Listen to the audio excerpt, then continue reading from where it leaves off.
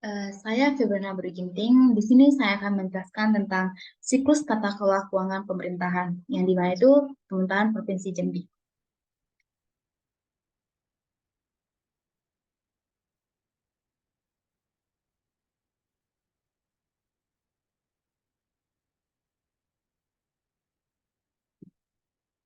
Siklus pengelolaan keuangan daerah Provinsi Jambi. Siklus APBD dimulai dari perencanaan, penyusunan, penetapan, pelaksanaan, hingga yang terakhir yaitu pertanggungjawaban. Meski merupakan akhir dari siklus APBD, pertanggungjawaban justru menjadi tahapan yang krusial karena merupakan wujud akuntabilitas pemerintahan dalam pengelolaan keuangan daerah. Paling lambat 5 bulan setelah tahun anggaran berakhir. Kepala daerah wajib menyampaikan rancangan peraturan daerah tentang pertanggungjawaban pelaksanaan APBD kepada Dewan Perwakilan Rakyat Daerah atau DPRD berupa laporan keuangan yang telah diaudit oleh Badan Pemeriksa Keuangan atau BPK. Laporan keuangan dimaksud terdiri atas laporan realisasi anggaran, laporan perubahan saldo anggaran lebih, laporan operasional, laporan ekuitas, neraca, laporan arus kas, dan catatan atas laporan keuangan. Bentuk dan isi laporan pertanggungjawaban pelaksanaan APBD sebagaimana dimaksud disusun dan disajikan sesuai dengan standar akuntansi pemerintahan. Selanjutnya itu perencanaan dan penganggaran keuangan daerah, di mana perencanaan dan penganggaran keuangan daerah itu dimulai dari penyusunan RPJPD, selanjutnya RPJMD, selanjutnya RKPD, selanjutnya KUA PPA, selanjutnya RKA SKPD, selanjutnya APBD.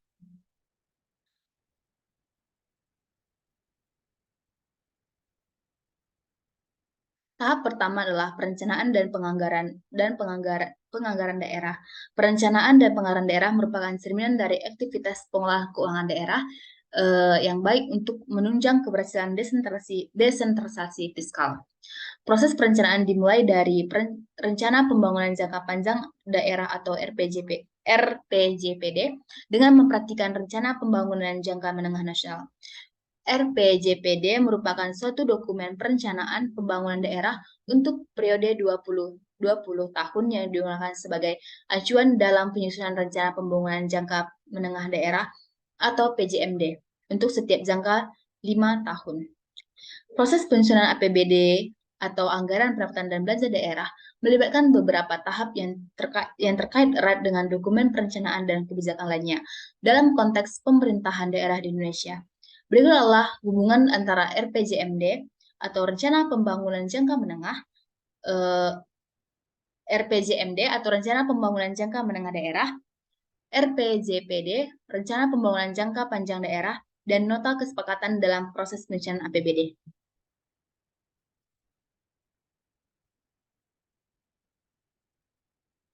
Yang pertama, RPJMD, Rencana Pembangunan Jangka Menengah Daerah. RPJMD adalah dokumen perencanaan jangka menengah yang mencangkup visi, misi, tujuan, dan sasaran pembangunan daerah dalam periode tertentu, biasanya 5 tahun. RPJMD menjadi landasan awal dalam menentukan arah pembangunan daerah. APBD disusun untuk mencapai sasaran-sasaran yang tercantum dalam RPJMD. Yang kedua, RPJPD, Rencana Pembangunan Jangka Panjang Daerah. RPJPD adalah dokumen perencanaan jangka panjang yang mencakup visi dan arah pembangunan daerah dalam jangka waktu yang lebih luas, misalnya 10 sampai 20 tahun.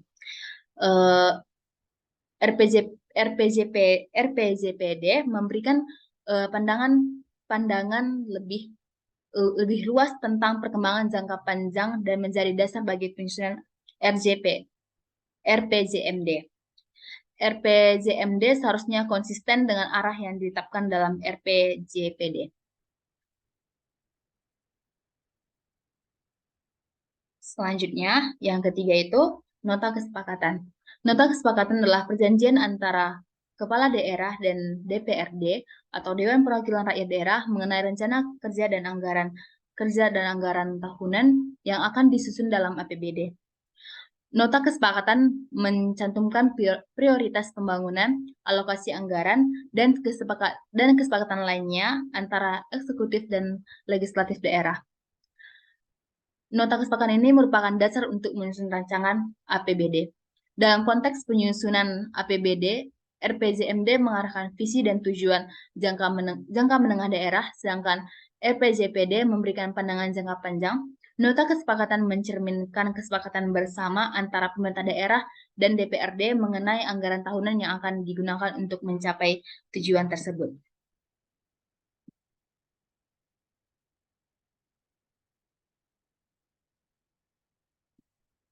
Selanjutnya, pelaksanaan pengelola keuangan daerah. Penjabat pengelola keuangan daerah atau PPKD memberitahukan kepada semua kepala satuan kerja perangkat daerah atau SKPD agar menyusun dan menyampaikan rancangan dokumen pelaksanaan anggaran SKPD atau DPA SKPD paling lambat 3 hari kerja setelah APBD ditetapkan. Rancangan DPA SKPD memuat rincian sasaran yang hendak dicapai. Rancangan DPA SKPD memuat rincian sasaran yang hendak dicapai, fungsi program kegiatan anggaran yang disediakan untuk mencapai sasaran tersebut, dan rencana penarikan dana tiap-tiap satuan kerja serta pendapatan yang diperkirakan. DPA SKPD terdiri dari pendapatan, belanja, dan pembiayaan yang disetujui oleh Dewan Perwakilan Rakyat Daerah. Kemudian, Kepala SKPD menyerahkan rancangan DPA SKPD yang telah disusunnya kepada PPKD. Tim anggaran pemerintah daerah bersama dengan Kepala SKPD yang bersangkutan melakukan verifikasi rancangan DPA SKPD. DPA SKPD yang telah disahkan disampaikan kepada Kepala SKPD yang bersangkutan, Kepala Satuan Kerja Pengawasan Daerah, dan BPK paling lambat 7 hari kerja sejak tanggal disahkan.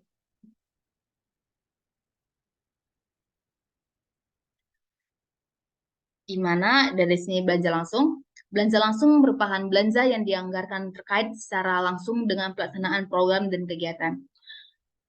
Sedangkan menurut Permendagri nomor 31 tahun 2016 tentang pedoman penyusunan anggaran pendapatan dan belanja daerah tahun anggaran 2017 menyatakan bahwa penganggaran belanja langsung dalam APBD digunakan untuk pelaksanaan urusan pemerintah konkuren yang menjadi kewenangan daerah yang terdiri atas urusan pemerintah wajib dan urusan pemerintah pilihan.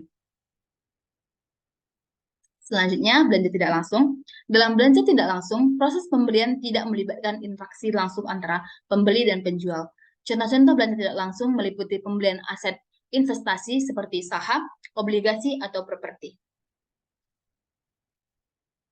Selanjutnya, pengeluaran pembiayaan. Pengeluaran pembiayaan adalah semua pengeluaran rekening kas umum daerah, antara lain pemberian pinjaman kepada entitas lain, penyertaan modal pemerintah kota, pembayaran kembali pokok pinjaman dalam periode tahun anggaran tertentu, dan pembentukan dana cadangan. Jadi, pelaksanaan APBD terdiri dari APBD terdiri dari pelaksanaan anggaran pendapatan, belanja, dan pembiayaan. Kemudian setelah 1 semester, pemerintah daerah menyusun laporan realisasi semester pertama APBD dan prognosis untuk 6 bulan berikutnya. Laporan tersebut disampaikan kepada DPRD selambat-lambatnya pada akhir bulan Juli tahun anggaran yang bersangkutan untuk dibahas bersama antara DPRD dan pemerintah daerah. Penyusunan APBD dengan perkembangan atau perubahan keadaan dibahas bersama DPRD dengan pemerintah daerah dalam rangka penyusunan perakiraan perubahan atas APBD tahun anggaran yang bersangkutan. Penata usaha keuangan daerah. Dalam melakukan penata usahaan, bendahara penerimaan dan bendahara pengeluaran memiliki peran penting dalam melaksanakan tugas-tugas kebendaharaan pada Satuan Kerja Perangkat Daerah atau SKPD. Bendahara penerimaan pada SKPD memiliki tugas menyelenggarakan pembukuan terhadap seluruh penerimaan dan penyetoran atas penerimaan yang menjadi tanggung jawabnya. menyampaikan laporan pertanggungjawaban penerimaan menyampaikan laporan pertanggungjawaban penerimaan kepada penjabat pengelolaan keuangan daerah atau PPKD, melakukan verifikasi, evaluasi, dan analisis atas laporan pertanggungjawaban penerimaan. Bendahara pengeluaran memiliki tugas mengolah uang persediaan, menerima, menyimpan, dan mentausahakan, dan membukukan uang dalam pengelolaannya. Melakukan pengujian dan pembayaran berdasarkan perintah penjabat pembuat komitmen atau PPK, menolak perintah pembayaran apabila tidak memenuhi persyaratan untuk dibayarkan, dan tugas lainnya sesuai peraturan kepala daerah. Laporan-laporan pendapatan, belanja serta kekayaan dan kewajiban daerah disusun berdasarkan sistem akuntansi pemerintah daerah. Pemerintah daerah menyusun sistem akuntansi pemerintah daerah yang mengacu pada standar akuntansi pemerintahan. Sistem akuntansi inilah yang menantinya menghasilkan laporan keuangan daerah. Pertanggungjawaban. Pada era reformasi dan demokratisasi, kesadaran masyarakat untuk menuntut agar keuangan negara dikelola secara akuntabel dan transparan, serta bebas dari penyelewengan dan penyalahgunaan. Keuangan negara harus dikelola secara tertib, ekonomis, efisien, efektif, transparan, dan bertanggung jawab dengan memperhatikan rasa keadilan dan kepatutan. Pengelolaan keuangan negara harus mengikuti ketentuan yang menghasilkan output dan outcome yang efektif sesuai dengan tujuan yang telah ditetapkan, serta harus dikelola oleh orang-orang yang berkompeten, profesional, disertai pedoman yang jelas sesuai dengan asas-asas tata kelola yang baik. Sesuai amanat konstitusi, BPKRI diberi mandat untuk mengawal agar pengelolaan keuangan negara mengikuti ketentuan peraturan perundang-undangan, akuntabel dan transparan untuk sebesar-besarnya kemakmuran rakyat. Pemeriksaan laporan keuangan yang dilakukan oleh BPKRI bertujuan untuk memberikan pendapatan atau opini tentang kewajaran penyajian laporan sesuai dengan kriteria yang digunakan dalam menilai kewajaran laporan keuangan, yaitu kesesuaian laporan keuangan dengan standar akuntansi pemerintah atau SAP.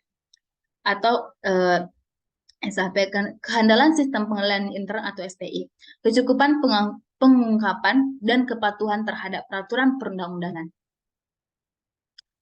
Selanjutnya itu pemeriksaan. Tahap akhir dalam perancangan laporan keuangan daerah adalah pemeriksaan yang dilakukan oleh Badan Pemeriksaan Keuangan atau BPK berdasarkan amanat pasal 23 ayat 5 Undang-Undang 1945. Badan Pemeriksaan Keuangan bertugas untuk memeriksa pengolahan dan tanggung jawab keuangan negara yang dilakukan oleh pemerintah pusat, pemerintah daerah, lembaga negara lainnya, Bank Indonesia, Badan Usaha Milik Negara, Badan Layanan Umum, Badan Usaha Milik Daerah, dan lembaga atau badan lain yang mengolah keuangan negara.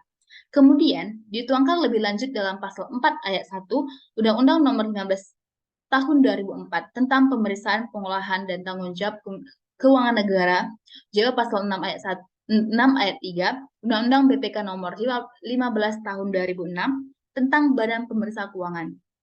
Pemeriksa keuangan adalah pemeriksaan atas laporan keuangan pemerintah pusat dan pemerintah daerah.